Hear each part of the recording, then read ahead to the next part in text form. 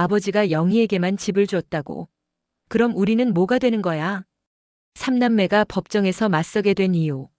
가족이 가장 소중하다고 믿었는데 정작 부모님 재산 앞에서는 남남이 되어버리는 현실. 오늘의 주인공 김영희 씨는 3년간 홀로 치매 아버지를 돌봤습니다. 그런데 아버지가 감사의 표시로 집을 증여해주자 두 오빠와 치매 환자의 증여는 무효라며 법정 다툼을 벌이고 있습니다. 나 혼자 아버지 기저귀 갈아드리고 밤새 간병했는데 너 혼자 재산을 독차지하려 한다고? 아버지 정신이 멀쩡할 때 한 일이야. 서로의 상처만 깊어지는 이 상황. 과연 해결책은 없을까요? 가족의 사랑보다 돈이 앞서는 현실 속에서도 결국 화해의 길을 찾아낸 이 가족의 이야기를 끝까지 들어보세요. 경기도 성남의 한 아파트. 새벽 5시 김영희 씨의 하루가 시작됩니다. 아버지, 일어나세요. 약 드실 시간이에요. 82세 김철수 어르신은 3년 전 치매 진단을 받았습니다. 초기에는 가끔 깜빡하시는 정도였지만 이제는 하루도 혼자 두기 어려운 상태가 되었죠. 첫째 아들 영수는 대구에서 사업을 하고 둘째 아들 영미는 부산에서 공무원으로 근무합니다. 자연스럽게 서울에서 혼자 지내던 셋째 영희가 아버지 곁으로 왔습니다. 영희야, 미안하다. 내가 시집도 못 가고. 아버지는 가끔 정신이 맑을 때면 이런 말씀을 하셨습니다. 영희는 괜찮다고 아버지가 건강하시는 게 더 중요하다고 대답했지만 마음 한구석은 아렸습니다. 20년 다닌 회사를 그만두고 온 것이니까요. 결혼도 늦어졌고 친구들과도 멀어졌습니다. 하지만 후회하지는 않았어요. 어릴 적 아버지의 사랑을 기억하고 있었거든요. 영희는 아들보다 낫다. 아버지가 자주 하시는 말이었습니다. 오빠들은 한 달에 한 번 안부 전화만 할 뿐 실질적인 도움은 전혀 주지 않았습니다. 바쁘다, 사업이 힘들다, 살기가 힘이 든다. 늘 그런 이유들이었죠. 영희는 하루 평균 4시간밖에 잠을 자지 못했습니다. 아버지가 밤에 배회하시거나 화장실을 찾지 못해 실수를 하시면 그때마다 일어나야 했거든요. 그런 생활이 3년째 계속되던 어느 날이었습니다. 영희야, 고맙다. 너 아니었으면 아버지가 어떻게 됐을지. 아버지가 영희의 손을 꽉 잡으며 말씀하셨어요. 그날은 유난히 정신이 맑으신 날이었습니다. 아버지, 무슨 말씀을 그렇게 해. 아니야, 진짜 고맙다. 다른 자식들은 나를 돌아보지도 않는데 너만 여기서 나를 돌봐주는구나. 그리고 며칠 후 놀라운 일이 일어났습니다. 영희야, 나와 함께 법무사에 가자. 어느 화창한 봄날 아버지가 갑자기 말씀하셨습니다. 법무사 사무실이요? 왜요? 그냥 따라와.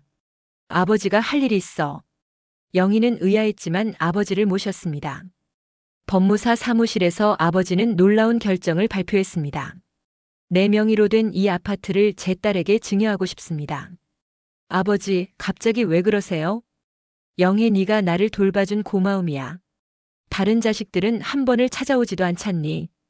법무사가 신중하게 물었습니다. 어르신, 정말 신중히 생각하셨습니까? 다른 자녀분들과는 상의하셨나요?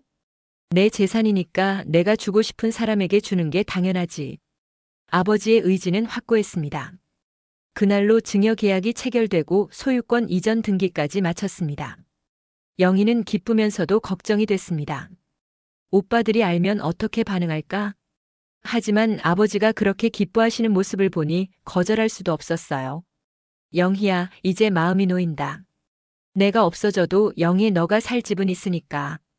그런데 이 사실이 오빠들에게 알려진 건 한 달 후였습니다.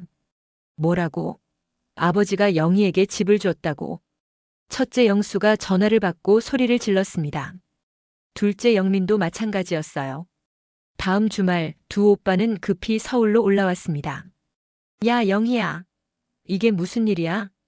오빠들, 아버지께서 직접 결정하신 일이에요. 아버지가 치매이신데 무슨 결정을 제대로 하시겠어?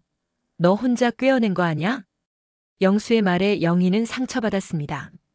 오빠, 너무하시는 거 아니에요? 제가 3년 동안 혼자서 아버지를 돌봤어요. 그건 내가 시집도 안 가고 집에 있으니까 당연한 거 아냐? 그걸 가지고 재산을 독차지하려고? 영민도 거들었습니다. 형 말이 맞아. 재산은 형제가 똑같이 나눠 가져야 하는 거야. 너 혼자 다 해먹으면 어떻게 해? 영희는 억울해서 눈물이 났습니다. 오빠들은 아버지가 쓰러지셨을 때 어디 있었어요? 한 번이라도 병원에 와봤어요? 밤새 간병해봤어요? 그런 식으로 따지면 안 되는 거야. 우리도 각자 사정이 있잖아. 대화는 평행선을 달렸습니다. 결국 영수가 으름장을 놨어요. 영희야, 이 문제 해결될 때까지 아버지를 우리가 데려가겠어. 오빠, 그러지 말아요. 아버지가 환경이 바뀌시면 더 혼란스러워 하실 텐데. 그건 우리가 알아서 할 일이야. 그날 밤 아버지는 두 아들의 대화를 다 들으셨습니다. 그리고는 영희에게 조용히 말씀하셨어요. 영희야, 아버지 때문에 오빠들과 사이가 나빠지는 것 같아서 마음이 아프다. 아버지, 괜찮아요. 제 일이니까 제가 해결할게요. 하지만 상황은 더욱 악화됐습니다. 일주일 후 영희에게 법원 서류가 날아왔습니다. 증여계약 무효 확인 소송. 영수와 영민이 공동으로 소송을 제기한 것이었습니다. 소장에는 이렇게 적혀 있었어요. 피상속인 김철수는 치매 진단을 받은 상태로 증여 당시 정상적인 의사 능력이 없었음. 따라서 해당 증여는 무효임. 영희는 변호사를 찾아갔습니다. 선생님, 이런 경우 어떻게 되는 건가요? 치매 진단을 받았다고 해서 무조건 무효가 되는 건 아닙니다. 증여 당시에 의사 능력이 있었는지가 핵심이에요. 아버지는 그날 정신이 아주 맑으셨어요. 그런 증거가 있나요? 당시 영상이나 녹음 혹은 의사 소견서라도요? 영희는 아무것도 준비해두지 못했다는 걸 깨달았습니다. 더욱 충격적인 건 아버지의 반응이었어요. 영희야, 오빠들과 나 때문에 법정에서 싸운다고. 아버지, 걱정하지 마세요. 곧 해결될 거예요. 하지만 아버지는 그날 이후 거의 말씀을 하지 않으셨습니다. 밥도 잘 드시지 않고 계속 멍하니 앉아 계시기만 했어요. 영희는 오빠들에게 전화를 걸었습니다. 오빠, 아버지 상태가 안 좋아지셨어요. 소송을 취하해 주세요. 그건 내가 증여를 포기하면 되는 일이야. 왜 제가 포기해야 해요? 아버지가 직접 주신 건데요. 치매 환자가 뭘 제대로 알고 줘? 너 혼자 꿰어낸 거 뻔하잖아. 오빠들의 말은 갈수록 매서워졌습니다. 법정 다툼이 시작된 지 한 달 후 최악의 상황이 벌어졌습니다. 새벽 3시 아버지가 갑자기 숨을 헐떡이며 가슴을 움켜쥐셨습니다. 아버지, 아버지. 영희는 급히 119에 신고했습니다. 응급실에서 의사가 말했습니다. 극심한 스트레스로 인한 심장 발작입니다. 치매 환자에게 스트레스는 정말 위험해요. 스트레스요? 네, 가족 간 갈등 같은 것들 말이에요. 환자분이 계속 아들들이 싸운다고 중얼거리셨거든요. 그제서야 영수와 영민이 병원으로 달려왔습니다. 아버지 상태가 어때? 위험한 고비는 넘겼지만 치매가 더 악화될 수 있다고 하네요. 의사가 3남매를 불렀습니다. 가족분들, 잠깐 말씀드릴 게 있습니다. 네, 선생님. 환자분 상태가 급격히 악화됐어요. 스트레스가 주원인입니다. 치매 환자에게 가족 갈등은 정말 치명적이에요. 영수와 영민의 얼굴이 굳어졌습니다. 그리고 한 가지 더 말씀드리면 환자분이 증여 결정을 내릴 당시에는 의사 능력이 충분했던 것 같습니다. 당시 진료 기록을 보니까요. 의사의 말에 분위기가 싸해졌습니다. 그날 밤 아버지 병상 앞에서 3남매는 처음으로 조용히 대화했습니다. 아버지, 정말 미안해요. 영수가 먼저 고개를 숙였습니다. 오빠가 너무 돈 생각만 했나 봐. 영희, 너가 얼마나 힘들었을지에 대해 생각지 못했구나.